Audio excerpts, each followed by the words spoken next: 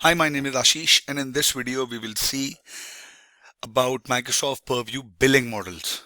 Right, so we'll discuss about per user licensing model, pay as you go billing model, and what are the counting assets and processing units. Right, so this feature is in preview as of now.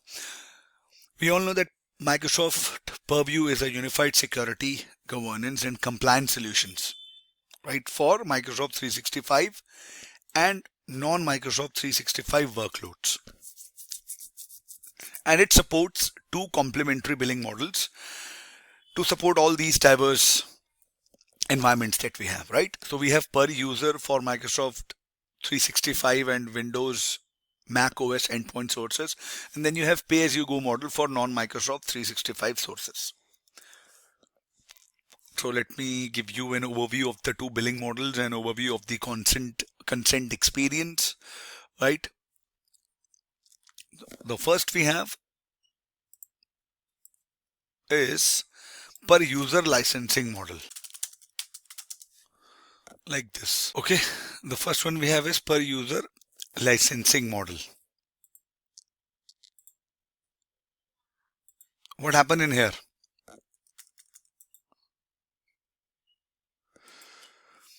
Is the familiar Microsoft 365 E5, A5, F5, G5 model. Okay, and it remains unchanged. This licensing model enables you to apply Microsoft Purview controls and protections to Microsoft 365 and Windows Mac OS. Okay, then you have pay as you go billing model. Okay, now the pay as you go billing model is a consumption billing model. It extends Microsoft Purview security, governance, and protections beyond Microsoft 365 and Windows or Mac OS based assets to environments like Microsoft Fabric, Azure SQL, Azure ADLS, Amazon Web Services, GCP, Box, and Dropbox.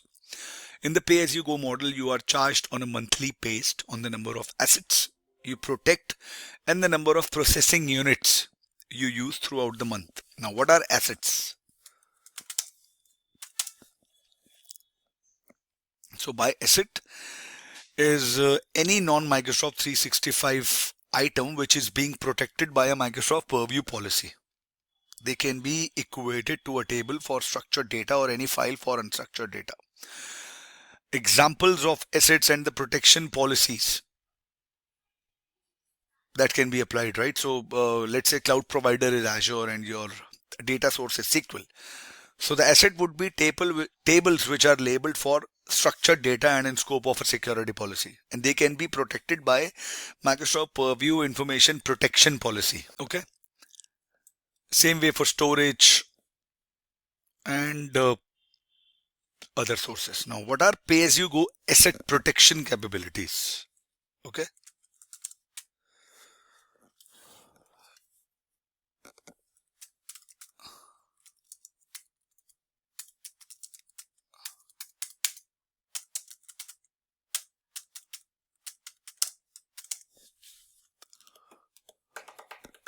now pay as you go enables protection for non-Microsoft 365 assets in the following locations. You have Azure SQL and Azure Storage, which are in public preview, and the billing would start on January 6th, 2025.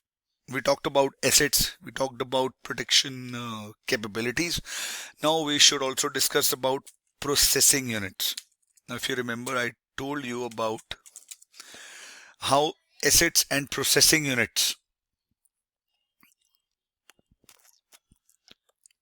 are important in the pay-as-you-go model. Okay, a processing unit, it is a measure of the amount of compute resources used to process signals from workloads that are included in pay-as-you-go. Some are data governance processing units, and some are data security processing units. So in a nutshell, if I talk to you about data governance processing units, it's the DGPU, which is a fully managed compute unit used to run compute heavy capabilities such as data quality and data health management. Okay. And then what are data security processing units?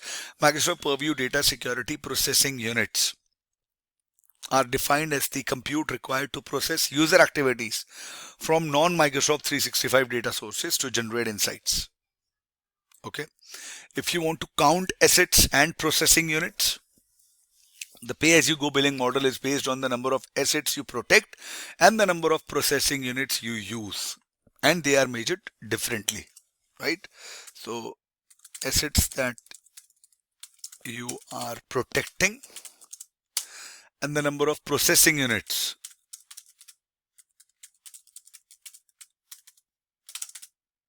consumed. Now, if you want to count those assets, now assets are counted based on the number of items that are in the scope of a policy. The asset don't have to match or trigger a policy to be counted. It just has to be in a location that is in the scope of a policy. Now, it will be counted once, regardless of how many solutions or protection policies cover it. Now, here comes the protection policy. For example, a tenant has SQL Server with 100 tables, out of which 50 have been labeled confidential and 20 have been labeled general. The protection policy only applies to assets labeled with confidential. As a result, the asset count will be 50.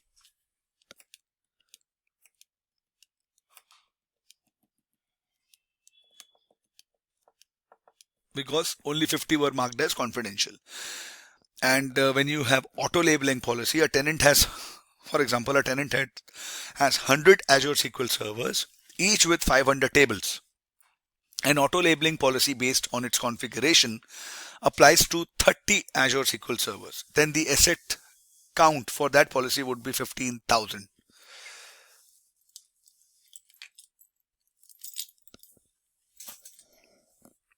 And if you want to count processing units, right, so the number of processing units that are needed can vary depending on the Purview solution and the complexity of the data being processed.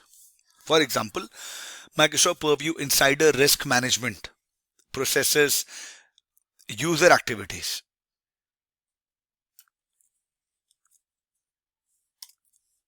Right?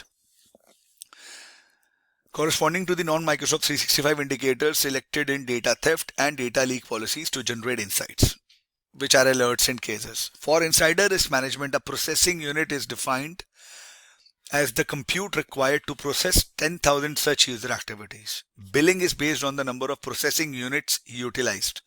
Now, Microsoft Purview Insider Risk Management indicators that detect activity in cloud storage apps like Box, Dropbox, Google Drive, cloud services like AWS, Azure, and Microsoft Fabric like Power BI are built on data security processing units.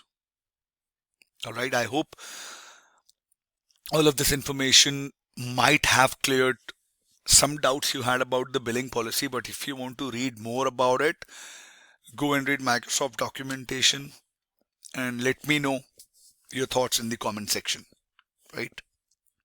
So I hope this video was informative for all of you. If you have any further queries, you mention your queries in the comment section and I will see you guys in the next video. Thank you. Have a good day.